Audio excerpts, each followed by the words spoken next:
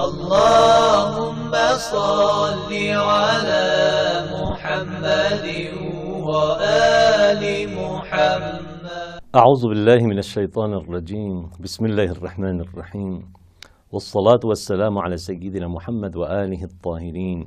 En el nombre de Dios, el compasivo, el misericordioso, que las bendiciones de Dios sean con el profeta del Islam, Muhammad, y los inmaculados imames de su descendencia.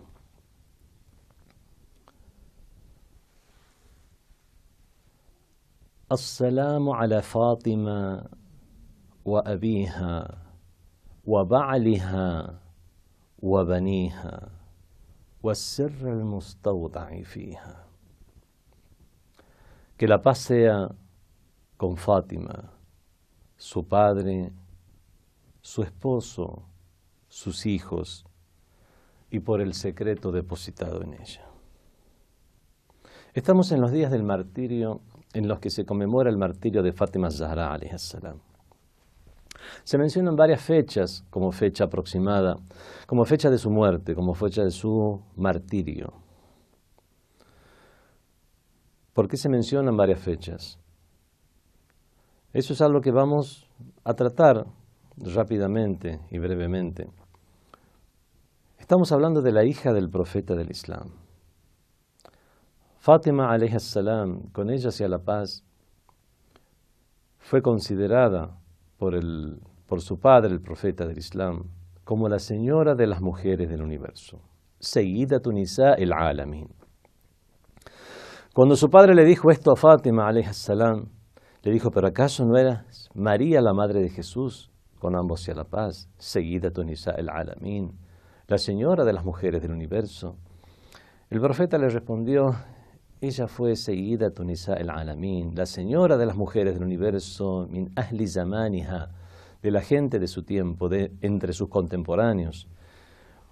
Pero, walakinnaki Sayyidatu Nisa al-Alamin min al-awwalina wal-akhirin. Pero tú eres la señora de las mujeres del universo, de entre los primeros y los últimos. Fátima Zahra alayhi salam fue aquella a quien el profeta llamaba Abiha, la madre de su padre. ¿Y por qué la llamaba de esta manera? Porque era Fátima, incluso desde que era niña, una niña muy pequeña, veía a su padre volver de un viaje, de una expedición, o como volver de sus quehaceres, y le limpiaba la cara, le lavaba las manos, le lavaba sus pies, se preocupaba por él, se preocupaba por su ropa, por su apariencia, y es por eso que el mismo profeta le llamó Abiha, la madre de su padre, por la forma en que lo trataba, como si fuera su madre. Fátima Zahra alayhi salam también fue un referente para la gente de su época para que se produzca un cambio radical en esa sociedad en los albores del Islam, cuando todavía perduraban muchas de las tradiciones de la época de la ignorancia. No se puede cambiar la cultura de todo un pueblo, de toda una sociedad tan fácilmente, sino que eso se debe dar de manera paulatina, por supuesto, formando primero a personas, a luminarias, para que estos sigan de ejemplos y referentes y de a poco comience a cambiar la sociedad. Habían pasado muy pocos años desde el advenimiento del Islam, y es por eso que todavía imperaban muchas costumbres desagradables que había entre los árabes de la época preislámica. Por ejemplo, menospreciaban a las hijas. A esto lo vemos muy claramente cuando se menciona en el mismo Sagrado Corán la situación de aquellas niñas que eran incluso enterradas vivas, porque hombres querían que nazcan hijos varones para ellos, y la menor cantidad posible de hijas mujeres, por muchas cuestiones que este no es el momento para estar explicándolas. La mujer incluso era heredada, era como un bien a heredar. Eran heredadas las esposas, el padre las heredaba el hijo. Y de esta manera también prácticamente como si fuera una mercancía. No tenían ningún derecho a posesiones. ¿Para qué hablar del trato que se les daba, el trato en sociedad, o el trato en familia, o la diferencia que hacían los padres entre los niños y las niñas? En esta sociedad es que el profeta del Islam trata a Fátima Zahra de una manera que se convierte en un paradigma, en un cambio, en un punto de inflexión en la historia, ya no solo de este pueblo, sino en lo que se iba a difundir en todo el orbe como la civilización del Islam, que es el respeto a la mujer y la dignidad a la mujer. Estaba en una reunión importante el profeta del Islam. Estaba tratando temas, por supuesto, de gravedad, de importancia, y veía venir a Fátima, alayha salam. La veía venir y se levantaba de su lugar a besar sus manos, a besar su frente. Y sus compañeros veían este proceder, realmente lo veían extraño a su cultura. Entraba Fátima, alayha salam, en la reunión y el profeta se erguía, como si hubiera entrado el presidente de una nación, como si hubiera entrado alguna gran personalidad famosa en todos los ámbitos de la sociedad. Y era el profeta del Islam, que en ese momento prácticamente toda la península arábiga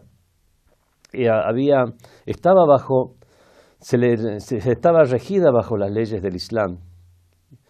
Entonces vemos que prácticamente era el gobernante, ya no solo el gobernante material o mundanal, sino el gobernante establecido por los cielos por sobre la sociedad. Vemos la forma en que se erguía por respeto por esta niña. Fátima Zahra, alayhi salam, de esta manera adquirió cariño entre los musulmanes.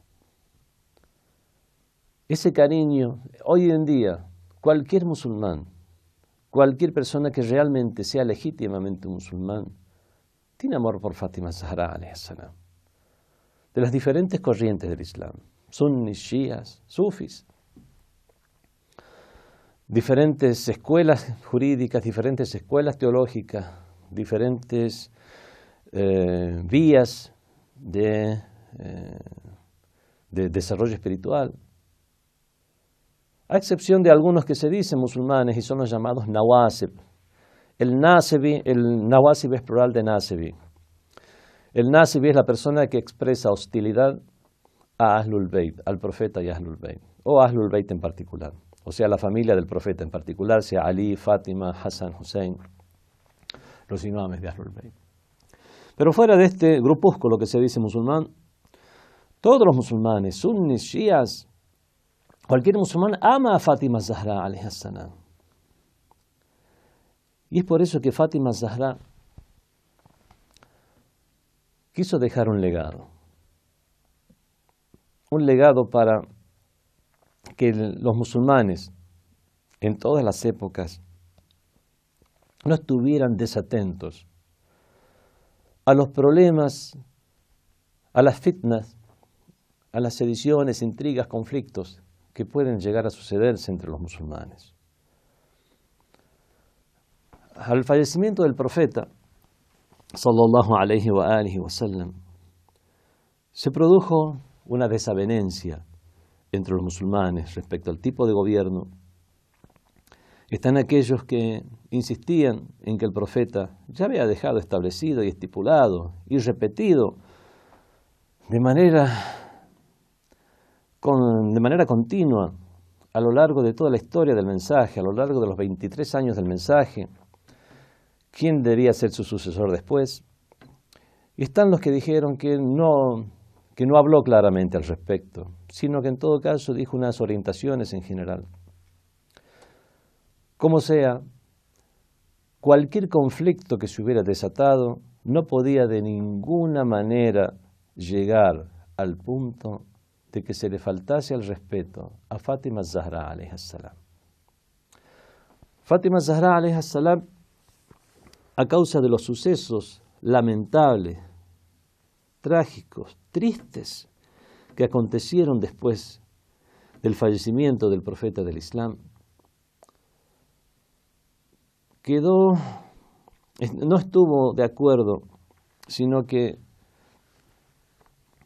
quedó realmente adoptando una postura con la cual se rebeló contra el aparato gobernante que se había establecido.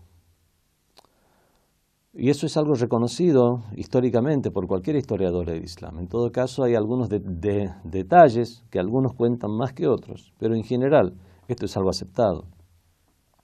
Fátima Zahra alayhi salam se quejó ante aquellos que se hicieron del poder después del fallecimiento del profeta y les dijo, una vez que fueron a verla y ella no los quería recibir, y únicamente, finalmente los recibió por la mediación de su esposo, el Imam Ali alayhi salam.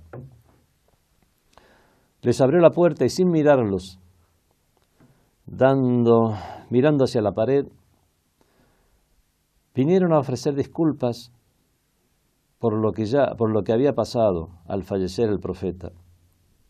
Y entonces ella les preguntó, ¿acaso habéis escuchado el hadiz del profeta sallallahu alayhi wa alihi que dice, Fátima bid'atun minni, Fátima es parte de mí, man adaha faqad adani wa man adani faqad adha Allah, quien la molesta me ha molestado y quien me ha molestado a mí ha molestado a Dios.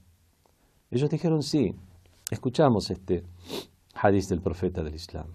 Y ella dijo, doy testimonio de que me han molestado. Y en cada una de mis súplicas voy a imprecar para que se haga justicia.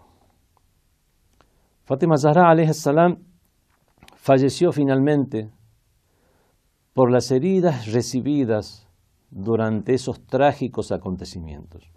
Esto es algo no solamente que cuenta una de las corrientes del Islam, como lo es el chiismo, como lo son los seguidores de Ahlul Bayt, sino que los historiadores en general, algunos sin entrar en muchos detalles, todos concuerdan en lo siguiente. Primero, que hubo un grupo que no estuvo de acuerdo en la forma que se dio de facto el califato después del fallecimiento del profeta del Islam. Y este grupo mantuvo su postura por lo mínimo 6 meses, luego de lo cual, sin aceptar que sea legítimo, no contrariaron al gobierno establecido para no debilitar al Islam, para que no se produjera una división interna dentro del Islam. Y que en ese tiempo aquellos que se oponían a lo que había sucedido con el gobierno después del fallecimiento del profeta, encontraron en la casa de Fátima Zahra alayhi salam un refugio en el cual se reunían, un lugar en el cual mostraban su queja, razón por la cual la casa de Fátima Zahra alayhi salam fue atacada. Ella sufrió heridas y finalmente abortó a su hijo, Mohsen, y finalmente por esas mismas heridas fue martirizada. Esto es algo que cualquier historiador puede llegar a comprender, a pesar de las diferencias que pueda haber en su concepción. Los shías o seguidores de Ahlul Bayt dicen que Fátima Zahra alayhi salam tenía 17 o 18 años al fallecer. Se había casado obviamente muy temprano, prácticamente en los inicios de la adolescencia. Las otras fuentes, fuera de los seguidores de Ahlul Bayt, dicen que tenía 27 o 28 años. Sea cual fuera el caso, era una mujer muy joven, como para que, según algunos historiadores, o según algunos analistas, ya no historiadores, el historiador simplemente dice lo que hay en la historia, es el que hace el análisis de la historia después, el que saca una conclusión de que murió por causas naturales. A esa edad, ya sea 17 años o ya sea 27 años, una mujer que en toda la historia del profeta, mientras el profeta estaba vivo, estaba sana, no había ningún problema. Es más, tuvo incluso una actividad de tenor político, muy político, para defender el derecho a la sucesión de su esposo, el Imam Ali alayhi salam, participando en reuniones. En su famoso discurso ante los Ansar, ante los auxiliares de Medina, es algo que fue registrado y se encuentra, por ejemplo, en el libro Balaghatun Nisa, la elocuencia de las mujeres de Ibn Tayfur. Ahí, eso por decir una fuente no shia. Y hay muchos otros libros más en los cuales está registrada este famoso discurso en el cual se pusieron unas cortinas, vinieron los compañeros del profeta, los ansar, los muhajirin, los auxiliares de Medina, los emigrantes, estaban las mujeres y desde atrás del velo ella dio un gran discurso. Vemos que era una persona que estaba con toda su lucidez y también con su integridad física. Fátima Zahra alayhi salam, a causa de todos estos sucesos, dejó un testamento. Le dijo a su esposo Ali alayhi salam que su tumba, su sepulcro permaneciera oculto a lo largo de la historia, para que los musulmanes se pregunten qué es lo que sucedió después del fallecimiento del profeta y no cometan esos mismos errores de la disidencia y de los conflictos por cuestiones mundanas.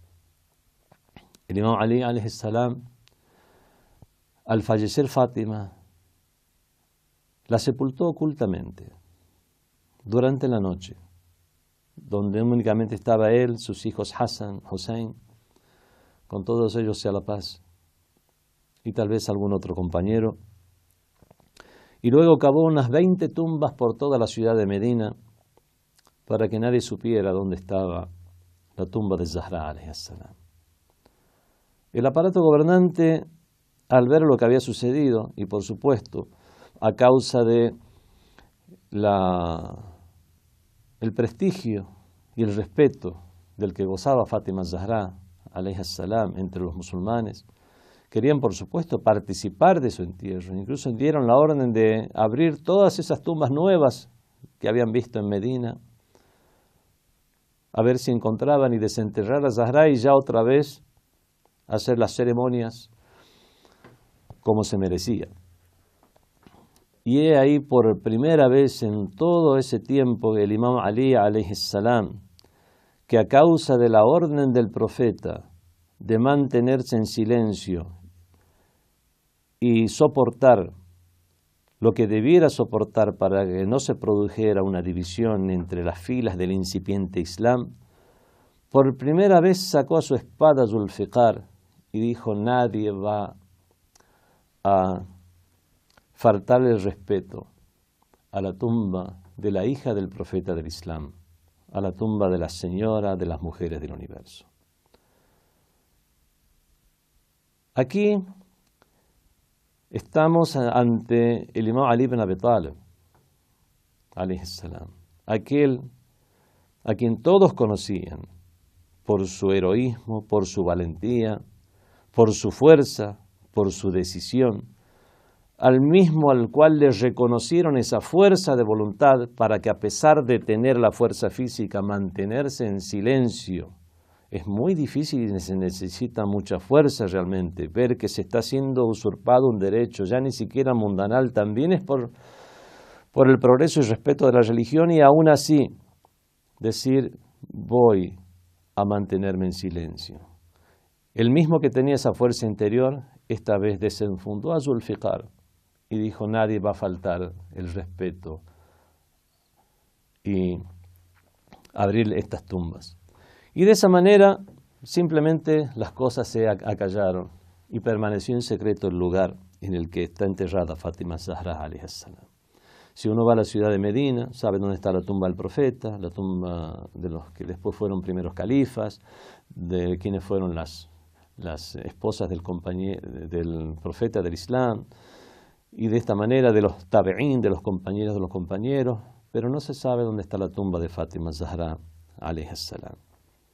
En el cementerio de Baqi, están 4 de los imames de Ahlul Bayt. Uno puede ver 4 tumbas que son las del imam Hassan, el imam Hassan alayhi salam, el imam Zayn al-Abidin, el imam Muhammad al-Baqir y el imam Ja'far Sadiq, con todos ellos se le pasa. Y delante de ellos hay una tumba, es la tumba de Fátima bint Asad, la madre del imam Ali. Fátima Zahra, no se sabe dónde está su tumba, y desde aquí nosotros podemos llegar a tratar el tema siguiente, que es el de la fecha de su martirio. Se han transmitido varias fechas respecto a cuándo falleció Fátima Zahra alayhi salam. Algunas fechas hablan de que falleció 75 días después del profeta. Otras dicen 95 días después del profeta. Y de esta manera se mencionan, por lo menos dentro de la escuela del chiismo, 3 fechas, siendo las más famosas de ellas 2, o varias fechas, siendo las más famosas de ellas 2, que son el día 13 de Jumad al-Ula y el día 3 de Jumad al-Sani, ya sea que hayan sido 75 días o 95 días. El que conoce lo que es la escritura árabe sabrá que se escribe prácticamente igual la palabra tes'a, 9, la palabra sab'a, y únicamente la diferencia está en los puntos y a dónde los ubicamos los puntos para diferenciar entre una letra y otra. El que sabe de filología árabe sabrá que en las primeras épocas del Islam se escribía con letra cúfica que carecía de puntos y había que entender la forma de la letra por el concepto. Algunos, bueno, la verdad que casi todos los estudiosos del Islam indican que la diferencia de las fechas de su martirio vienen por eso mismo, por la forma en que estaba escrito, fue transmitido de manera escrita, Hamsa wa tis'un wa Hamsa wa sab'un, 95 o 75, que únicamente, sobre todo si no tenemos puntos en las letras, el i'jam se llama. El i'jam es sacarle la ambigüedad entre las letras mediante la puntuación. Como no había i'jam, no había puntos, entonces se produjo normalmente esta confusión. No es algo normal. Estamos hablando de la hija del profeta del Islam. Los mismos musulmanes no conocen la fecha de su martirio. Aún así, las letras árabes después sufrieron una evolución. Después, en la época del compañero del profeta Abul Asad ad-Duali, para mantener la misma tipo de pronunciación en el texto único del Corán, a causa del pedido de los gobernantes de esa época, siendo él un alumno en gramática árabe o en idioma árabe del imam Ali ibn Abi Talib alayhi salam, siguiendo sus orientaciones, puso una serie de puntuaciones diferentes a las de hoy en día. Y luego de él, en la época del imam Ali Zayn al-Abidin alayhi salam, el cuarto de los imames de Ahlul Bayt, llegó al-Khalil ibn Ahmad al-Farahidi, el gramático, que también, alumno de Abul Aswad ad-Duali, o sea, nieto intelectual del imam Ali, y hasta se puede decir hijo intelectual del imam Ali Zayn al-Abidin, de quien también aprendió, y dispuso las puntuaciones en el idioma árabe como los conocemos hoy en día. Bueno, después del imam Ali Zayn al-Abidin alayhi salam, y el resto de los imames que vinieron después, ¿por qué no hubo una aclaración respecto a la fecha del martirio de Fátima Zahra alayhi salam? La explicación no es tan simple. Así como Fátima Zahra no quiso que se supiera cuál era el día, cuál era su tumba, y que permanezca en la ambigüedad, estando la gente en Medina, cerca de la tumba del profeta, y preguntándose, ¿estará por aquí? Estando en la mezquita del profeta, y tal vez dirá, estará abajo mío en estos momentos, estando en el Baqi, en el cementerio de Baqi, viendo a los imames de Ahlul Bayt, dirá, estará cerca de su hijo y de sus nietos, sin saber con precisión. De la misma manera, los imames de Ahlul Bayt, siguiendo esa misma razón o filosofía de recordar esto y no mantenerlo como una fecha más, mantuvieron esa ambigüedad respecto a la fecha de su martirio. Y es por eso que nosotros nos encontramos finalizando lo que se llaman al-Ayyam al-Fatimiyya, los días de Fátima. Los días de Fátima, porque entre la fecha que dice que son 75 días y la fecha que dice que son 95 días, los seguidores de Ahlul Bayt en estos últimos tiempos han establecido que estos días sean días en los cuales se recuerda a Fátima Zahra alayhi salam, sobre todo el primero y el último. Quedaría algún tema para hablar, es que esto no puede llegar a provocar conflictos entre los musulmanes en una época en la que necesitamos unión. Hay diferentes tipos de unión. Está la unión en la cual algunos son blancos, otros son negros, y decimos, tenemos que unirnos, seamos todos blancos, o seamos todos negros. Aquí lo que estamos haciendo es debilitar a una facción, o tratar de eliminarla o suprimirla. Podemos decir, bueno, no somos ni blancos ni negros, a partir de ahora seamos todos verdes. ¿Realmente estaremos solucionando el problema o estaremos creando una tercera facción? Otras veces decir, no, seamos blancos y negros y estemos juntos en sociedad. Esa es la verdadera unión, en la cual una persona mantiene sus diferentes posturas, pero aún así hay puntos en común en los cuales puede trabajar. Lo mismo sucede con la historia, no podemos negar la historia, no podemos descuidarla para no repetir los mismos errores. Podemos tener diferentes concepciones de la misma, pero realmente si a este tema los musulmanes lo toman para provocar diferencias, ahí sí será un error promoverlo y hablar al respecto. Pero si uno lo menciona para decir, a pesar de esto, y a pesar de esta existencia, de estos conflictos, que deberían ser únicamente tratados por gente experta, estudiosos, a pesar de esto, podemos mantener una unión sin tratar de hacer la vista gorda a sucesos sobre todo graves.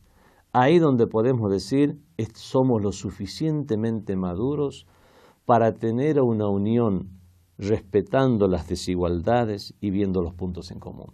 Y eso es lo que nosotros concluimos de la historia de los imames de Ahlul Bayt alayhimus salam. Hoy en día existen algunos religiosos chiíes que están, religiosos chiíes, algunos cipayos de los poderes arrogantes que se hacen pasar por religiosos chiíes, que lo que hacen es hablar muy mal e insultar a figuras y líderes líderes y personas venerables de otras escuelas del Islam. Cuando vemos que así como hacen esto, también atacan a los mismos sabios chiíes, a los marja, a la misma defensa o al muqawama, o sea, a la resistencia islámica en diferentes países, en sus diferentes formas, vemos entonces que realmente este es un plan orquestado desde afuera y que no nos representan a los chiíes, estos que promueven esa desunión.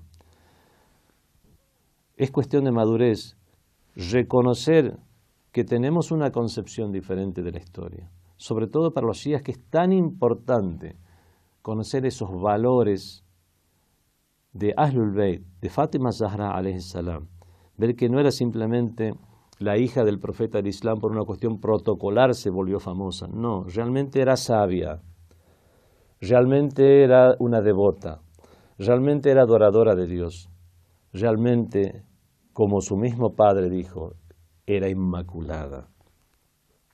Entonces, las posturas que ella nos legó y que querían que quedaran de esta manera, vamos a recordarlas para madurar como seres humanos y no para provocar conflictos. Inshallah que esto sea materia de discusión académica entre religiosos y que en todo caso los musulmanes lo tomen como enseñanza para abrir más los ojos a lo que sucede en torno a su religión. Pedimos a Dios Todopoderoso que disponga a Fátima Zahra alayhi salam como una intercesora. El mismo Sagrado Corán, el tema de la intercesión es un tema largo. Así como niega la intercesión de ídolos, también dispone que aquel que a quien Dios le place o con la anuencia de Dios puede ser intercesor. Dispone la intercesión como algo legítimo. La mayoría de los musulmanes, todos los musulmanes, a excepción de algunos grupos extremistas, consideran al profeta del Islam como intercesor en el día del juicio final. Y ese es el maqam al-mahmud, es el lugar elogiable que va a tener el profeta del Islam. Los seguidores de Ahlul Bayt, decimos también, los inmaculados de Ahlul Bayt, van a ser intercesores, obviamente no en la medida del profeta del Islam, pero en su medida. Uno de estos intercesores es Fátima Zahra alayhi salam, y es por eso que pedimos a Dios que la disponga como nuestra intercesora, sobre todo en el día de la resurrección, cuando más nos haga falta esa mirada de condescendencia para los musulmanes en general y los shías o seguidores de Ahlul Bayt en particular. Wassalamu alaikum wa rahmatullahi wa barakatuh.